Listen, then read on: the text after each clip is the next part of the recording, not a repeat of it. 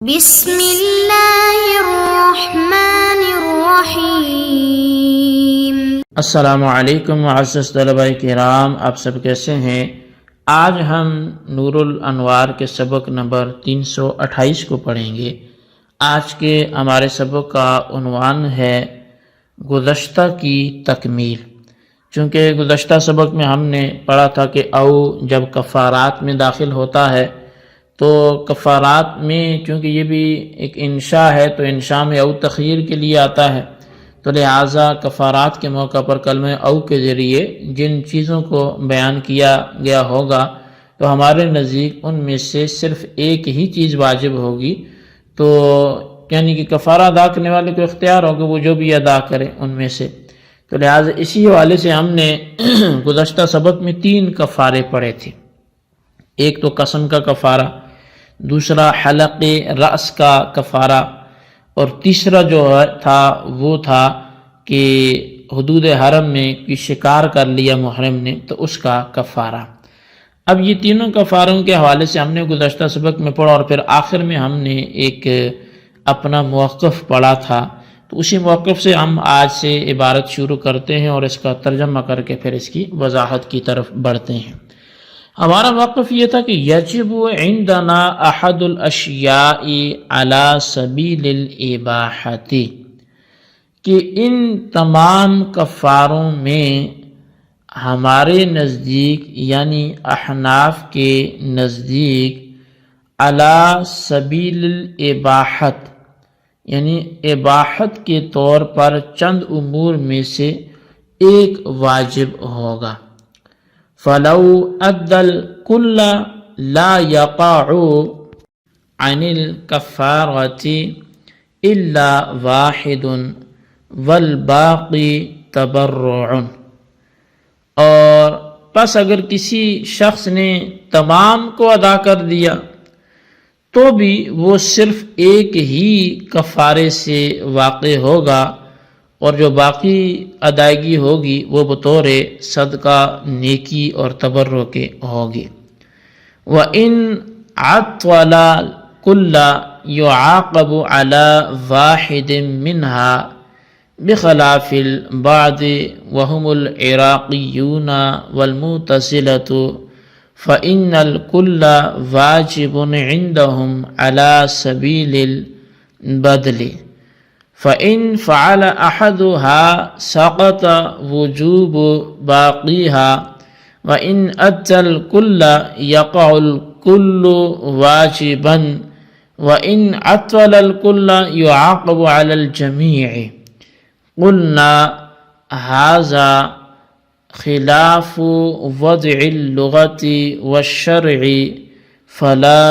يُعْتَبَرُ، اور اگر تمام امور کو چھوڑ دیا تو ان میں سے ایک پر سزا دی جائے گی۔ اس کے برخلاف بعض علماء اہل عراق اور معتزلہ کے کہ ان کے نزدیک علی سبیل البدل تمام امور واجب ہیں، بس اگر ایک کو ادا کر لیا تو باقی امور کا وجوب ساقط ہو جائے گا، اور اگر تمام کو ادا کر لیا تو تمام امور واجب ہو کر واقع ہوں گے، اور اگر تمام کو چھوڑ دیا تو پھر تمام پر سزا دی جائے گی۔ تو اب یہ تھا معتزلہ اور بعض اہل عراق کا مذہب، تو ہم جواب یہ دیں گے کہ یہ بات چونکہ لغت اور شرع کی وضع کے خلاف ہے، اس لیے اس بات کا اعتبار نہیں کیا جائے گا۔ جی طلبہ کرام، یہ تھی ہمارے آج کے سبق کی عبارت اور اس کا ترجمہ۔ آئیے اب اس کی وضاحت کی طرف بڑھتے ہیں۔ سب سے پہلی بات تو یہ کہ تینوں کفارات میں ہمارے نزدیک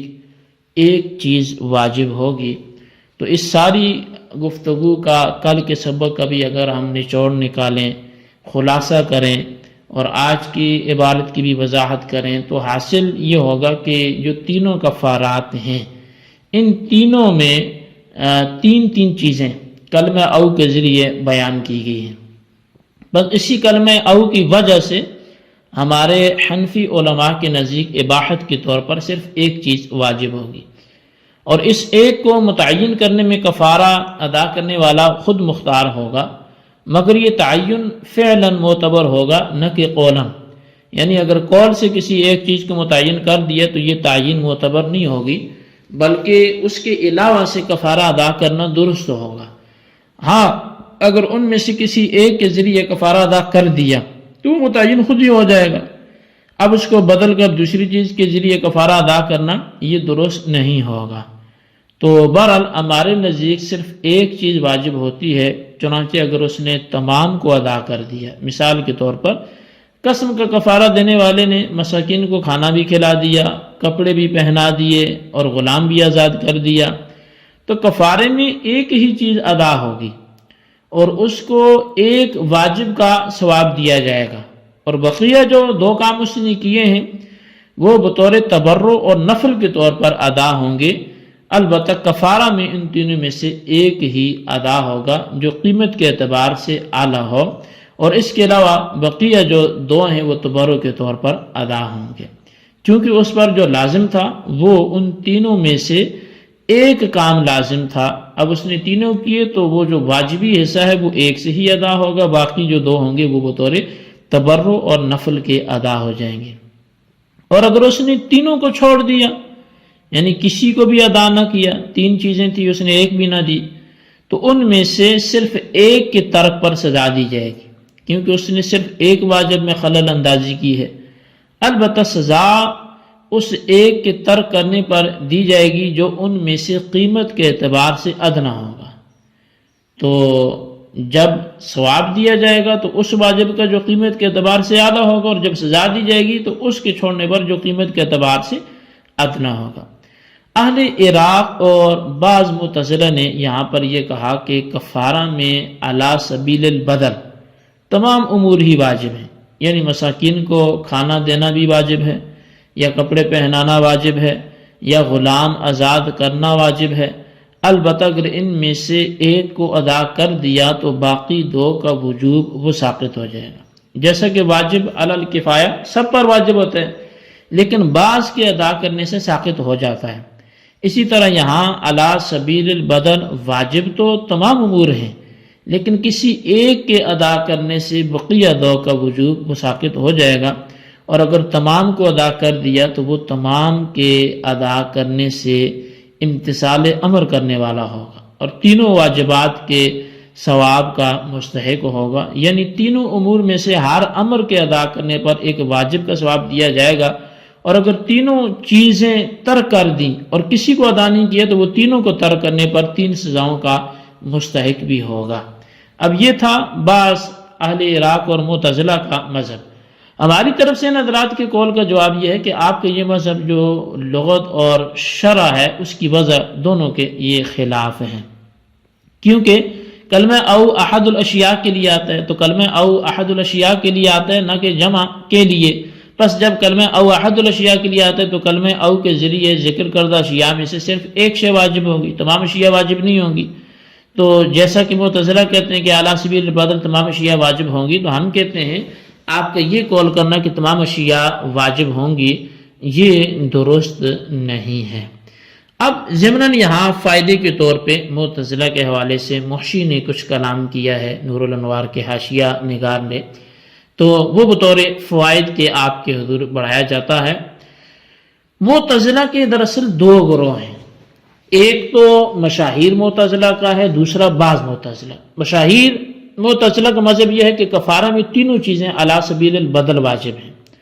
لیکن اگر تینوں کو ترک کر دیا تو صرف ایک کے ترک کرنے پر سزا ہوگی، باقی 2 کے ترک کرنے پر سزا نہیں ہوگی، اور اگر تینوں کو ادا کر دیا تو صرف ایک فعل پر ثواب دیا جائے گا، باقی 2 تبرع اور نفل کے طور پر ادا ہوں گے،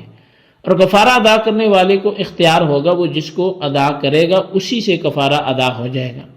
آپ غور کریں تو معلوم ہوگا کہ یہ ہمارا مذہب بھی یہی ہے، ہمارے اور ان کے درمیان کوئی فرق نہیں ہے، صرف لفظی فرق ہے، کیونکہ ہم بھی او کے ذریعے بیان کردہ تینوں چیزوں میں سے ایک کے وجوب کے قائل ہیں اور وہ تمام کے وجوب کے قائل ہیں، مگر اعلیٰ سبیل البدل، اور اعلیٰ سبیل البدل میں بھی ایک ہی واجب ہوتا ہے، تو لہٰذا ثمرہ اختلاف ایک ہی نکلا۔ لیکن بعض معتزلہ کہتے ہیں کہ او کے ذریعے جن چیزوں کا حکم ذکر کیا گیا ہے ان میں سے ہر ایک واجب ہے، البتہ ایک کے ادا کرنے سے دوسری دو چیزوں کا وجوب بھی ساقط ہو جائے گا، اور اگر تینوں کو ادا کر دیا تو 3 واجبات کے ثواب کا مستحق ہوگا، اگر تینوں کو ترک کر دیا تو 3 سزاؤں کا مستحق ہوگا۔ اب ان حضرات کا ہمارے مذہب کے خلاف نظریہ ہے، کیونکہ ہمارے نزدیک تمام کو ادا کرنے کی صورت میں ایک واجب کے ثواب کا مستحق ہوگا، اور تمام کو ترک کرنے کی صورت میں ایک واجب کے ترک کرنے پر عذاب کا مستحق ہوگا۔ تو بس ہمارے اور بعض معتزلہ کے مذاہب میں واضح فرق ہے۔ تو شارح الرحمہ نے عجیب انداز اختیار کیا کہ معتزلہ کے دونوں فرقوں کے مذاہب میں خلط ملط کر دیا، چنانچہ مذہب نقل کرتے وقت مشاہیر معتزلہ کا مذہب بیان کیا اور کہا کہ فإن الكل واجب عندهم على سبيل البدل، اور احکام کی تفسیر کرتے وقت بعض معتزلہ کے مذہب کے مطابق تفسیر کر ڈالی، چنانچہ کہا کہ فإن فعل احدها سقط وجوب باقیها وإن أدى الكل يقع كل واجبا وإن عطل الكل يعاقب على الجميع۔ تو بہرحال یہ وضاحت نہیں کی تھی شارح نے، تو یہ وضاحت آپ کے حضور پیش کی گئی ہے، اس کو آپ قبول فرمائیں۔ آج کے سبق کو آپ اچھی طرح سمجھیں، اس کے خلاصے کو رجسٹر پر لکھیں، بالخصوص ان سوالات کے جوابات دیں۔ سوال نمبر 1 یہ ہے کہ معتزلہ اور اہل عراق کا مذہب کیا ہے او کے کفارات کے اندر آنے کے حوالے سے، اور سوال نمبر 2 یہ ہے کہ احناف کا مذہب معتزلہ کے کس گروہ سے ملتا ہے اور فرق کہاں آتا ہے وہ بھی واضح کریں۔ اللہ تبارک و تعالیٰ سے دعا ہے جو کچھ ہم نے پڑھا سنا سے یاد رکھنے کی توفیق نصیب فرمائے، آمین بجاہ نبی الامین صلی اللہ علیہ وسلم۔